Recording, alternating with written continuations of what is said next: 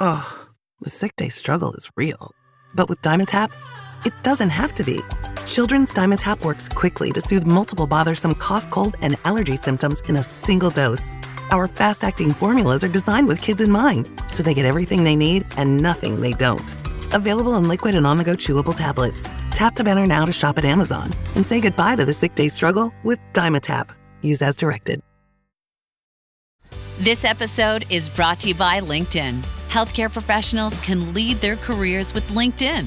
Discover jobs by specialty, preferred shifts, and even desired salary. From mental health therapists to radiology technicians, it's now faster and easier for healthcare professionals to find the right fit. Learn more at linkedin.com/healthcare. Side effects may include faster job placement, improved work-life balance, and increased career satisfaction.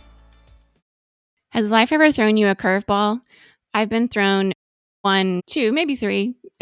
Okay, if we're being honest, a few more in life. And sometimes you just need a professional to talk with it about. And friends help and family helps, but having a professional therapist has been a game changer for me because of the skills they bring into those conversations. And I want you to have access to that too. So BetterHelp have been willing to give you 10% off your first month if you sign up today with www.betterhelp.com/difference. You deserve to have somebody walking through this with you. You deserve all the healing. And a professional is the kind of person that will not only listen, but they will give you tools to walk through this journey so that you are not alone. www.betterhelp.com/difference to get 10% off your first month today. Welcome to the A World of Difference podcast. I'm Lori Adams Brown, and this is a podcast for those who are different and want to make a difference. You know that feeling when you're in a meeting and something just doesn't sit right with you? Maybe it's unfair, maybe it's exclusionary, or maybe it's just wrong, but you don't say anything. You smile, you nod, you stay quiet because speaking up feels risky, because you don't want to make waves, because you've been taught that being nice is more important than being honest. Yeah, we need to talk about that. Welcome to A World of Difference. I'm Lori Adams Brown, and today we're having a conversation that might make you a little uncomfortable, which is exactly the point, because that point of being uncomfortable is where learning can take place. We open our minds and our hearts to this new thing that's coming our way. My guest is Amira Barger, and she's spent 2 decades counseling Fortune 500 companies, teaching the next generation of leaders and asking one deceptively simple question. What is all this niceness actually costing us? Amira grew up on the island of Guam, and she'll tell you that gave her a different lens on American workplace culture, not just because she grew up swimming without shoes, but one where she could see that many of us can't see that our obsession with comfort, with not rocking the boat, with being nice instead of being real, it's not just holding us back. It's causing harm, and it comes at a cost to humans, to business, to organizations, to governments. In her forthcoming book, The Price of Nice, Amira doesn't just critique this culture. She gives us a roadmap out of it. And today she's going to share stories that will make you see your own workplace differently.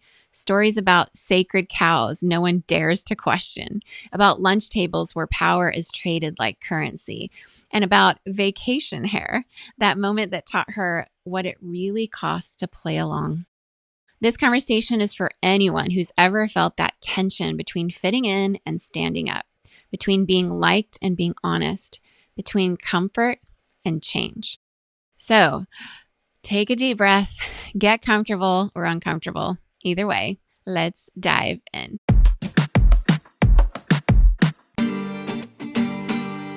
Hi, Amira. I'm really so excited for this conversation. I've really been looking forward to it. I'm excited to get to know you better and just the way your perspective has been brought into the work that you do. And so many times when we have people on the podcast who've lived in multiple places, just that transition to a new culture gives you this sort of outside perspective. And it's such a valuable perspective that we all need. And so I'm really excited to get to know you. So a very warm welcome to the show today. Thank you for having me. I appreciate it. And I love these conversations. It's so interesting, all the people you meet and the conversations where they go. So thanks for having me. Yeah, well, I'm excited to see where this goes. You know, you were raised on Guam. You're not the first person on the show to have ever lived in Guam. Love that. But I know, but I just have an appreciation for just the island life and the way it can be so different from a very fast-paced Bay Area where we both are now. But I'd love to know, you know, being raised on Guam, and you brought some, you know, some global perspective into the Bay Area, which already has that, but it doesn't always have some of the nuances. And I mean, my experience has been, I've been a little bit surprised how still there's a lot of assimilation type culture here. So you bring this, what you call a global perspective, some people might say global mindset, to the work that you do. And so how has that island upbringing, this very warm culture, shaped the way you see this mainland American workplace culture, especially one of the most extreme versions of it here in Silicon Valley, especially particularly around niceness and conflict avoidance? Yeah. You know, I grew up in a very small place. Guam is 30 miles long, 8 miles wide. And at the time I was there, it was about 100,000 people. And so I think it's 150 now. I always go back to, even being here in big California, to how to build community, because that's exactly what I grew up around. Is you're in relationship with people, and there is a lot of reciprocity and mutuality, and that's built and baked into the culture that I grew up knowing in Guam. Is, you know, everybody takes care of everyone and cares for one another, even if you're not technically family or related. There's just a different way of moving through the world and care. And sometimes I think that just comes with being in a small place. And so I try to bring that into the work that I do even now, is as I'm, you know, working with clients or moving through a corporation, is how do I build community and relationship with the person who's right in front of me? There are things I want to know about you, so I know how to interact with you, how to lead with you. It might change the context of how I ask questions of you and how we conduct the work that we're doing in communications or in healthcare. And so I will often, you know, try to start with relationship building. And there are some people who are a little more like task oriented and they want to get straight to the brass task of the project and the work. And I'm like, no, we need to visit and talk story first. Like, let's visit. I want to know who you are. And so I try to bring that into everything that I do. And I find that more times than not, people are open to it. People want connection and they want to know who they're working with too. And so it's often very much welcome. And sometimes I get the surprised, like when you ask me how I was, like you actually meant it, or we're starting with, just friendly niceties and talking about life and each other's families. I'm like, yeah, that's how we should always start. Yes. Oh, I totally relate to that. I think years ago, I don't know how old I was when somebody sort of described the differences between these warm cultures and cold cultures of the world. And having grown up in the Caribbean, I certainly grew up warm culture, collectivist, all that. And yet in my international school, my friends and teachers were from all over the world. And that language helped me understand, oh, okay, that's why some people are so time oriented and other people are more laid back. In the cold cultures of the world, you kind of have to prepare your land for food for the winter and put things in jars or whatever you do. But there's always a mango on the tree in Venezuela and in Indonesia where I lived, or Singapore. Singapore is one of those odd places where Singapore has a cold culture, warm culture mix. So the Malay or the indigenous island people, and then you have immigration from years ago that came down from north up in China. So it's more cold culture. So those clashes happened all the time. They're funny sometimes, and then sometimes they get very heated because it's a phrase I was raised with, which is part of the title of the podcast for me, is it's not weird or wrong. It's just different. People live differently. And sometimes there are things in certain cultures that we could, start to say, is that morally wrong, generally speaking. But for the most part, it's not that way. It's just they live differently. So the warm greetings, the taking more time for that, it's my preferred way, but I've had to also be in culture shock and adjust. So Let's talk about some of that. You say that every workplace has sacred cows. What do you mean by that? And why is it so important to challenge those sacred cows? Yeah, so I'm going to do a lot of talking story with you, as I grew up in the islands learning to do. But sacred cows, a less insensitive term would be darling systems. But sacred cows is the one we know. It's the colloquial term for rules, leaders, habits that we are told not to touch. You don't challenge, you don't disrupt. This is how it's always been. This is how it has to be. So for those who may not have heard the phrase, that's what it's referring to. And every workplace has them. And for me, way back when in an organization I was with, we had one, and it was our CEO. He was the whole sacred cow, the darling system in our organization. And he was beloved in the community. He was considered this visionary by many people who didn't know him well. But inside of our organization, for those of us who did know him well, he was a leader who dismissed feedback. You couldn't critique him. He would bristle at it. He surrounded himself with a lot of yes people. And where we failed as an executive team, and also as our board of directors who really had the power, we tiptoed around our CEO's ego for years. And it went so far as we would edit meeting notes so that they didn't sound too critical, because he would read back the recaps. I mean, it was a little ridiculous, the heavy lifting we were doing to protect this man's ego and feelings. And we would joke about it in private instead of addressing it directly. And we would tell ourselves, pick your battles, stay in your lane, keep things comfortable. Just don't rock the boat. And then we had this big shot meeting coming up. So we were going to jet set from San Francisco to Washington, D.C. And we had a meeting set up with several Congress people, in particular Congresswoman Jackie Speier, who's our representative here. And this was one of those make or break kind of meetings and moments. And we were going there to make the rounds and try to secure $9 million in funding. And so our CEO, our executive team, were in the congressperson's office. He finishes our pitch and our story, and then he decides to drop this favorite catchphrase that he was known for. Like, it was funny. In events and speeches, everywhere he could, he would find a way to work this in. And so he finishes our pitch and he says, well, Jackie, I don't know if I'm just sipping my own Kool-Aid.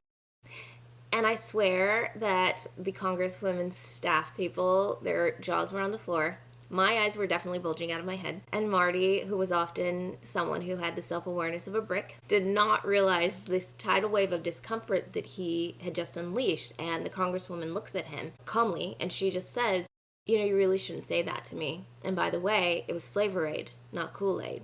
And so for any listeners who may not be familiar with Jackie Speier, I see you nodding, so I know that you are. That phrase, sipping my own Kool-Aid, is in reference to the Jonestown Massacre. And in the 70s, Congresswoman Speier was an aide to her congressperson, and she was there, and they were doing a visit that day. And several people were harmed, including her. She was shot several times and survived. And the Jonestown Massacre, that was 900 people, a mass unaliving, and they drank a cyanide-laced beverage, Flavor Aid, not Kool-Aid. In that moment, I was just thinking to myself, meeting over, funding lost, please get me out of here. This is the height of embarrassment. I've never experienced a moment like this in my career. I cannot believe this is happening. Please tell me I am being punked or I'm in a movie, because what just happened? And so it wasn't just his mistake. It was ours, as I think back on it, and our board of directors. We hadn't corrected him for years, built a culture and a set of norms and behaviors. We didn't coach him to drop the phrase. We prioritized our comfort and playing nice over the kind of accountability and truth-telling that you need in a leadership team when you're responsible for so many people and things in the world. And that's what happens when comfort becomes the culture, when safety is silence, not honesty, and when everyone is performing instead of practicing candor. And I think as leaders, it behooves us to practice truth-telling and not being silent or letting things fall to the wayside because it feels too risky or too much conflict, or this is how we've always done it, or whatever the catchphrase of the day is. That doesn't serve progress and change that we need, and it doesn't serve our people, and it doesn't serve us. That is a wild story. I just was there, right there with you in my mind. The way you painted the picture, it's just honestly how. But I think that, you experienced that in the past, and we're sitting here today under the geopolitical shifts that we have experienced in just this year alone. And the connection between DC and Silicon Valley is as strong or stronger than it's ever been in some very troubling ways. And we do have leaders that, even though they may have boards and executive teams that are doing the exact same thing. It's a little more with our social media. Some of it's getting a little more obvious. It's a little more out there for people who are sort of that way. And they are obviously not everyone is that way in Silicon Valley. And I think that's one of the stereotypes that I really try hard to help people understand. There are people like you and I sitting here. There is diversity here. I mean, not everybody has these strong egos and no one's keeping them in check. That's not true, but it is true that there are those people. And I just recently left a role that I had been in for about 2 years and 7 months in Fremont, the Fremont part of the Bay Area, which is right across the road from Tesla. And we know who has led that company, and the connection between him, Elon Musk, between Silicon Valley and DC is one of the prime examples of that. But we literally had cows behind our office, which is wild. I never imagined in Silicon Valley there'd be cows. But when I brought my global team in last September, I was like, okay, you're from Taiwan and you're from the UK, but I'm going to take you behind our building and show you there's actual cows and a pasture here. And now that you say this, I'm never going to think of that without thinking of the sacred cows related to Tesla, related to everything here, because it's so true. Is the connection, the visual, yes. These things get seared in your mind. And they do get seared in your mind. What a representation. Okay, well, I'd love for you to share, and I love stories too. I feel like the art of storytelling is how I learned some of the warm culture languages that I learned, Indonesian in particular. Very storytelling-oriented culture. I'd love for you to share the story of the ladies who lunch and what it revealed to you about how power and influence really operate in organizations. Yes. So what people don't know is before I came back I was in corporate first, then I went to nonprofit. So I'm back in corporate now, but I spent about a decade in the nonprofit, non-governmental world as a professional communicator and fundraiser, trying to capture the resources that we needed to work with people in community for healthcare and all the things that they needed. And so part of the disillusionment with leadership and organizations for me started when I encountered the ladies who lunch, which at the time was a new phrase to me. I was like, what does that mean? Everybody eats lunch. What's a lady who lunches? Am I a lady who lunches? And so unbeknownst to me, that phrase represented this sort of rarefied species. And at the time I was working in Orange County, California, which is a very small place, a lot of dollars and wealth and a lot of new money. So there's definitely sort of a way of being in a type of people that I was experiencing with my fundraising, going to people who had money to give back to the community. And this was a sort of breed of philanthropists who live in country clubs and dining rooms and gala circuits. Some of them, their job is like being a chair of a gala. That's their regular, like they're full-time volunteers, and they just put on parties and invite their friends, and that's their gig. And these women, it was all women at the time, are as essential to the charity ecosystem of Orange County, California as bees are to pollination, right? They flutter from one luncheon to the next. They spread gossip, glitter, and this gospel of giving that is their life. And so I'm attending one of the first luncheons there, and it was unforgettable. I was like a deer in headlights. I'd never experienced this culture. I grew up in a small place on an island barefoot swimming. It was so different to anything I had known. And so there were all these Chanel-clad women around me with their Birkin bags and a lot of steely determination. And there were a lot of things that happened in that first luncheon. I remember just the phrases of like, oh, darling, you look fabulous, but did you finally get that Botox? Or your new Jaguar is divine, but isn't it a bit much after the divorce? Every compliment was this double-edged sword, as sharp as their Jimmy Choo shoes, and that's what I was imagining. And the lunch was held at this venue where, the salads, I felt like at the time, I was like, this costs more than my gas in my tank, more than my car payment probably. And so, I was very much out of place, and all these, pearls perfectly matched and hair that defied gravity. And these women, it was all about this performance. At the time, the organization I was with was a hunger organization. We were trying to mitigate hunger and food justice for people in the community. And instead, we were spending these dollars on this great big gala, and we weren't even breaking even. And that was sort of my issue that I had with it. We're spending these dollars for charity, but very little is actually going back into the community for the people that need these things, and we're putting on this party for them. So we are this mission-driven organization, but constantly bending to the egos of wealth. And we rationalized it, right? We believed that their approval and their involvement would fund our work, but it came at a cost. And that cost was chasing their comfort, and we compromised our clarity. And they were very unkind people to us. You know, we were these poor little nonprofit staff sort of in their eyes. And I learned in that moment that niceness, the instinct to please those who had the power, they had the dollars, they had the power, that instinct to please and to keep peace wasn't actually helping anyone. It was protecting power. And looking back, I wish that we had had the nerve as an organization, as a community, to say that, you know, your image and these parties you're putting on with dollars that are supposed to feed people isn't the priority. You know, impact is. Most of those glittering events raised, like I said, less for the programs than they spent on the centerpieces for these fancy events. It was performative philanthropy dressed up as progress, right? And so the ladies who lunched, to me, it's a funny story I look back on now, but it's also, I think, a parable. It taught me that sometimes the real villain in the work of change isn't greed or ignorance, it's the niceness that we play as leaders. And that niceness avoids tension. It confuses comfort with kindness, and it rewards our compliance for the courage that we need to actually move forward with change. And I think that's how too many leaders operate today, and what I want us to step out of and away from. So many mic drop just quotes from that.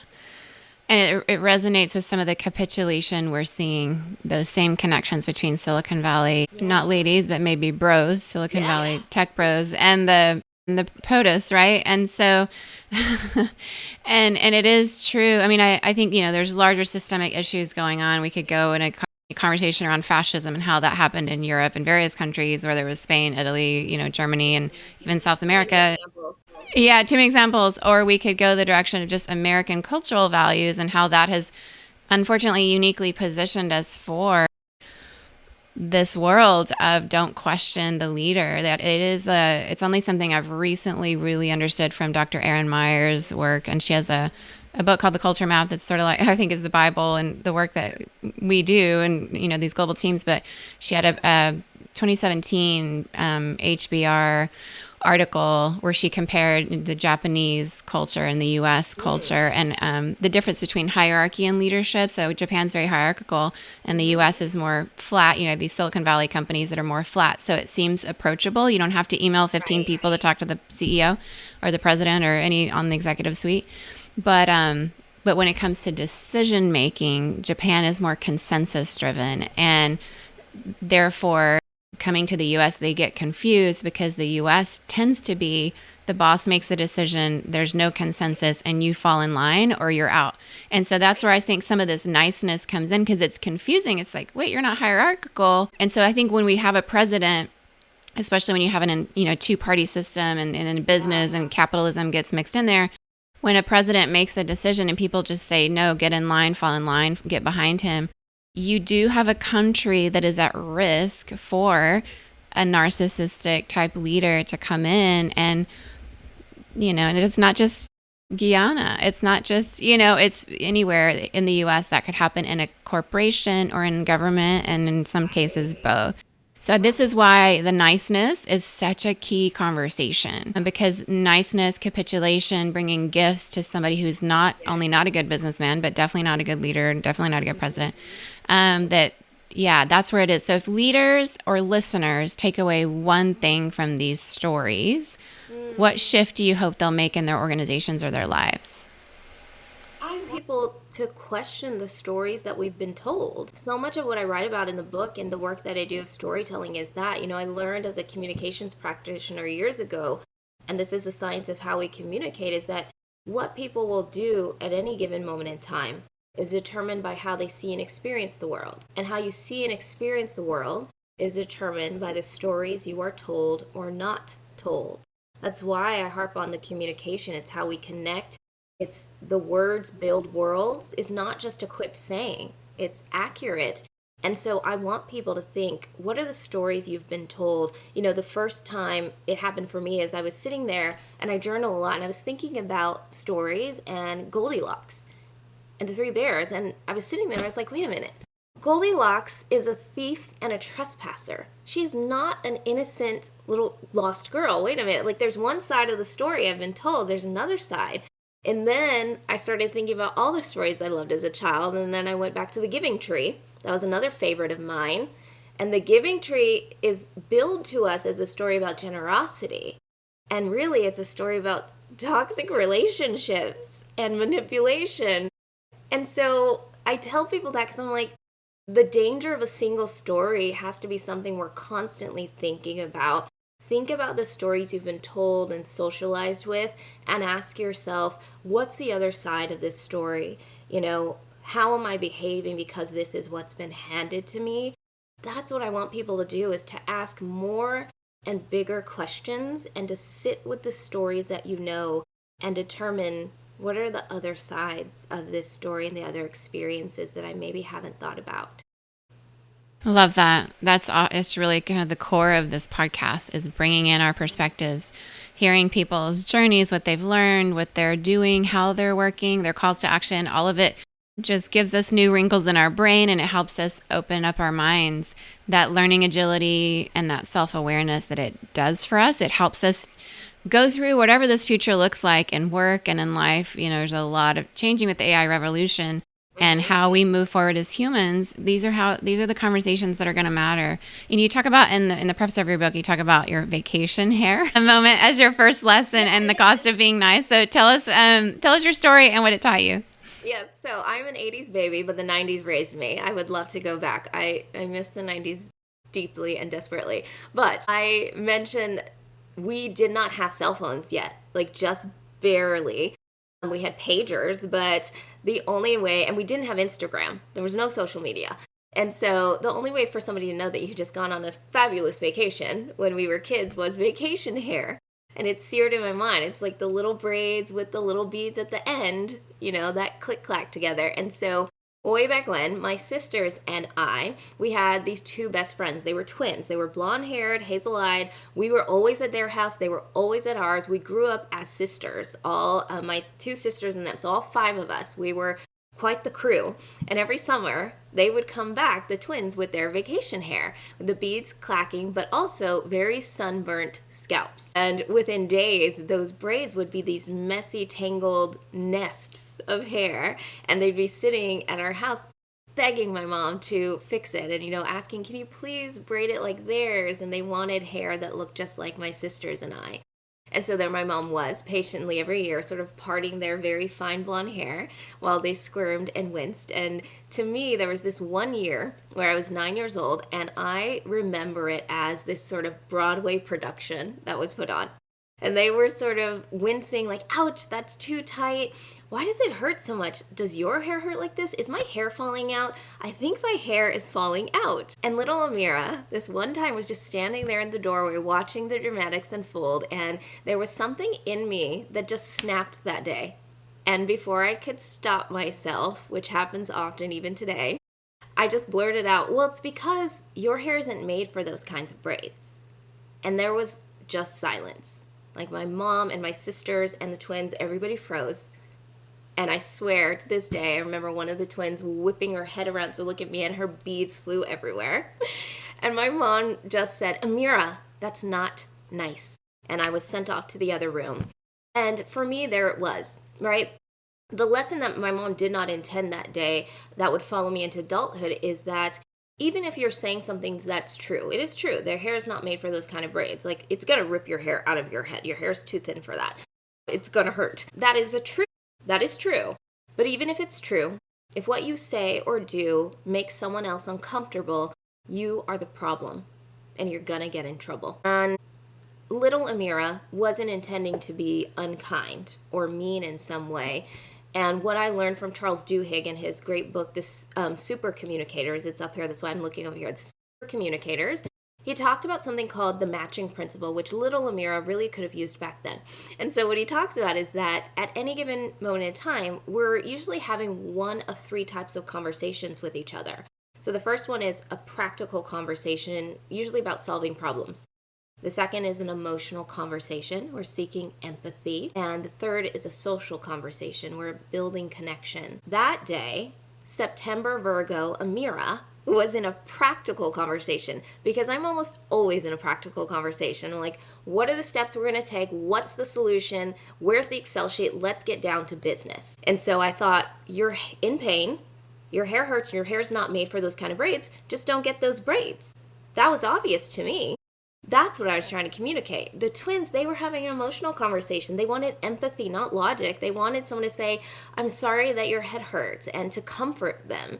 And so I really could have used a tool like the matching principle to know what kind of conversation am I in, and how can I respond and show up in this conversation in a way that is empathetic, appropriate, or just gets us somewhere.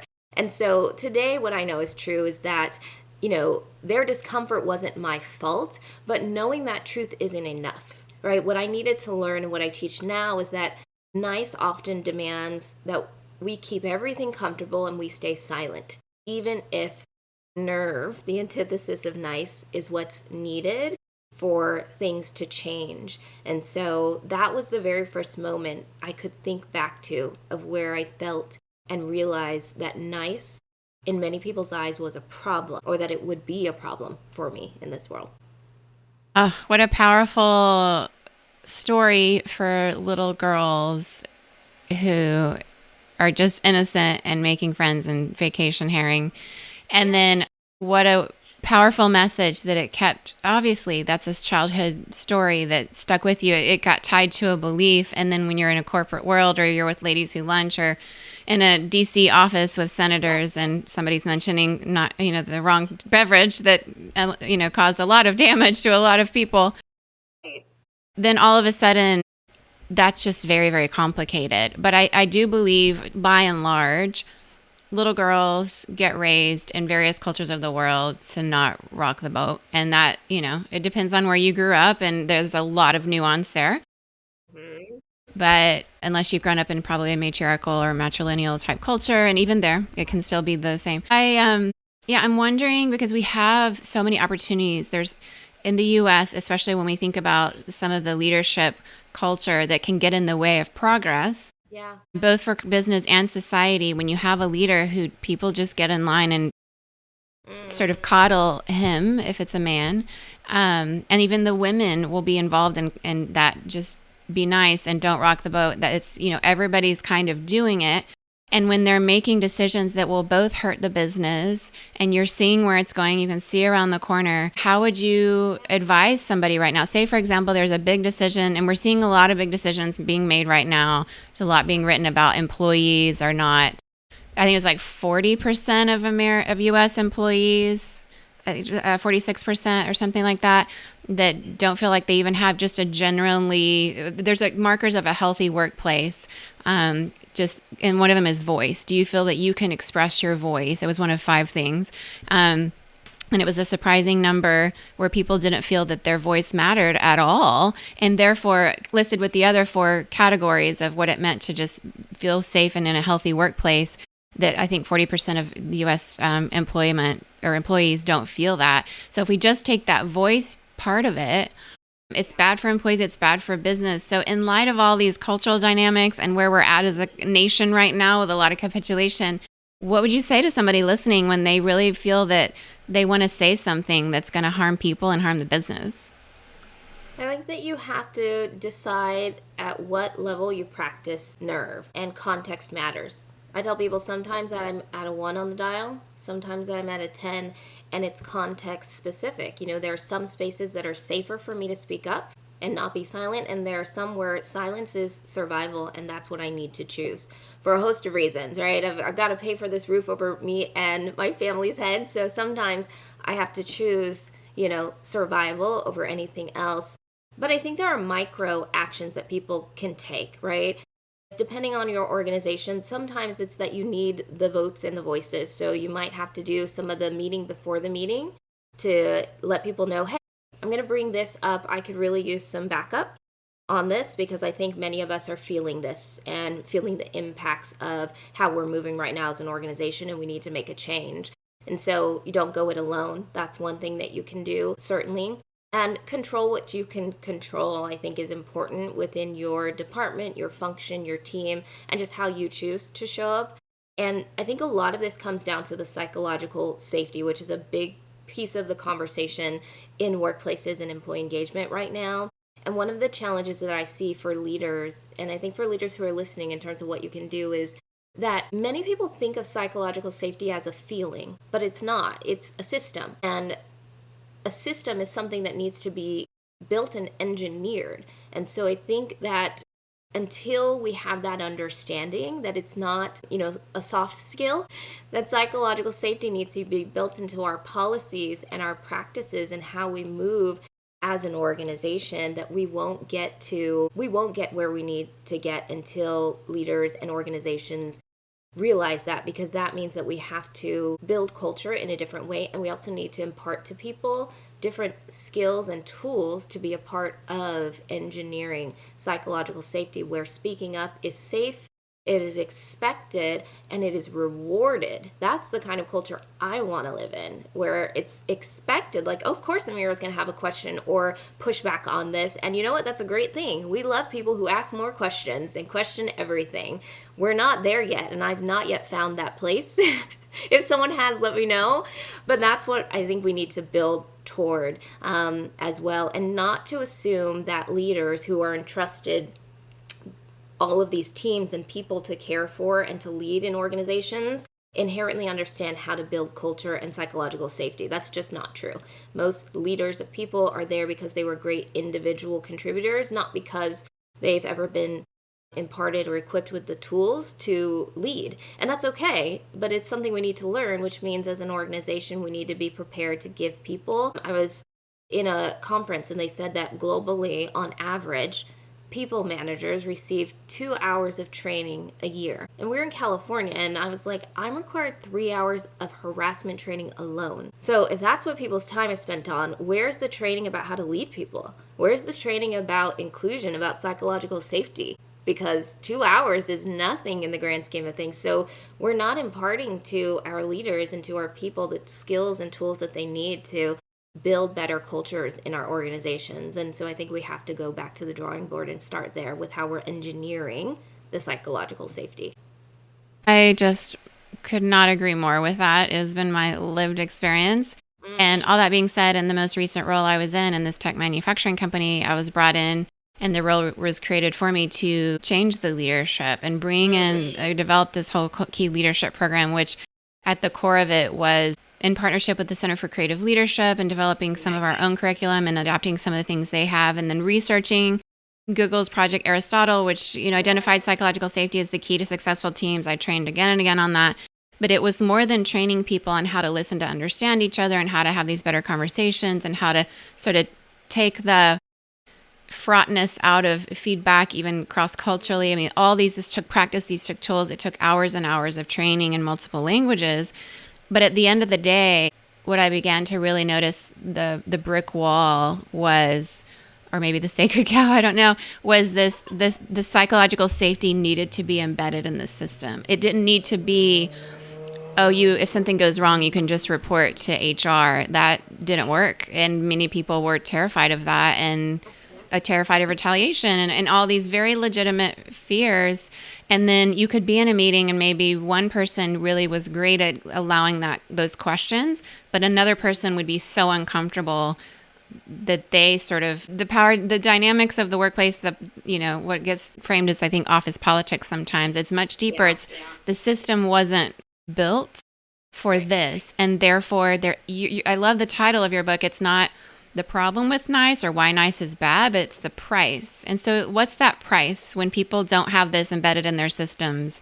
What's the price of that? I think it is a tax on opportunity and potential. Whether it's your organization or the whole wide world, doesn't have the opportunity to experience your full potential. When we shrink, when we self-silence and self-audit, that is the price. We're not living our greatest potential. Yeah. And then, like you said, I think many people have worded it this way. It's, you point out the problem, and then you are the problem. And then you need to be eliminated as a threat. And we're seeing that again. I can't tell you how many people in the last couple of months, senior women leaders I know, and they all have a very similar story, not even inappropriately questioning, but just asking a question. Just simply Very calm.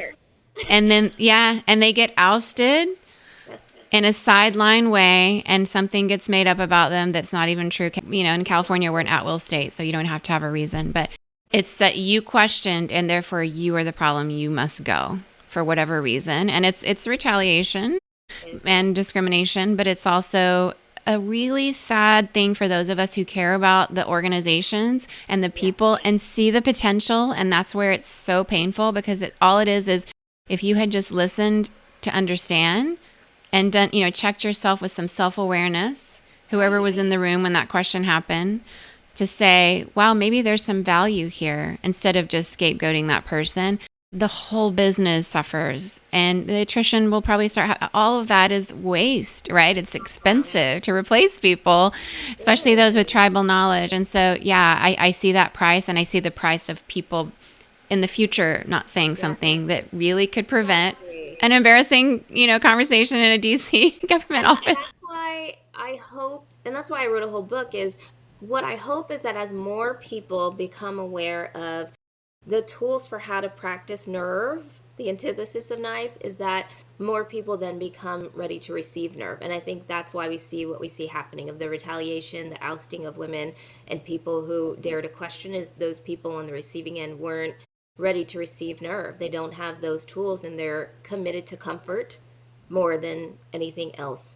And it does take a expansive mind to be ready to be questioned, and not everyone shows up with that sort of growth mindset and willingness to say, there are some things I'm wrong about. Not everyone shows up that way, and that is a skill set and a mindset shift. It's a mental model, and I think I want people to understand that. I write a lot about mindset shifts and mental models in the book, because that's where it has to start. There's a lot of individual work that has to begin as a leader in order for our institutions to change. And when you practice nerve, you give someone else the blueprint and the permission to do it.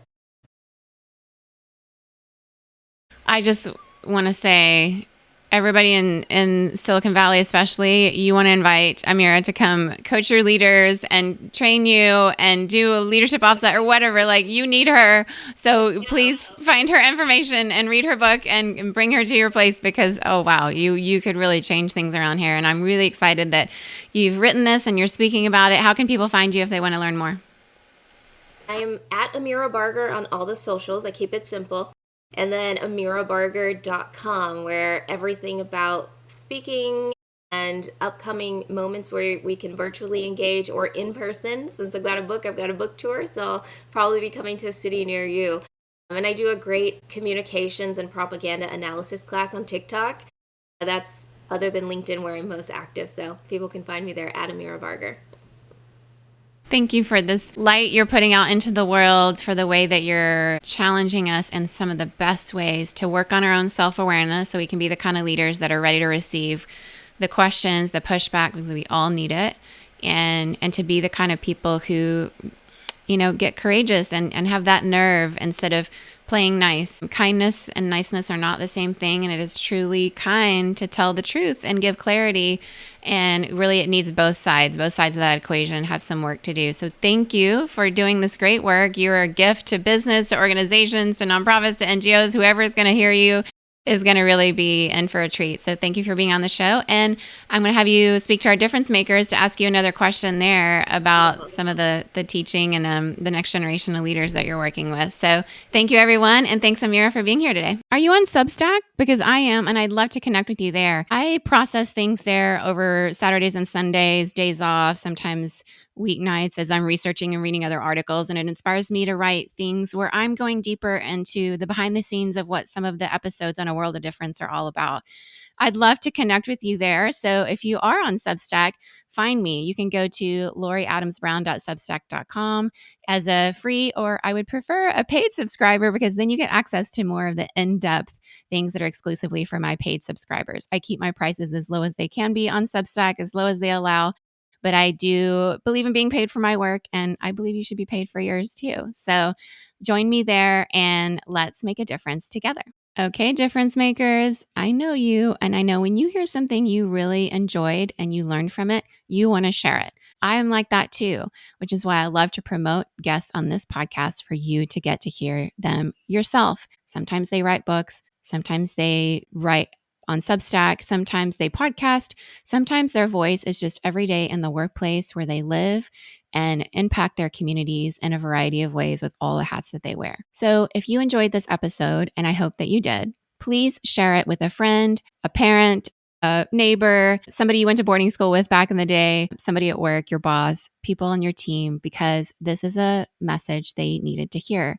And it have impacted you. Please give us a 5-star rating and give us a review. It really helps our reach for more people like you to find us, the difference makers, the listeners, the leaders, the people in your communities that are making the world a better place. I appreciate you so much.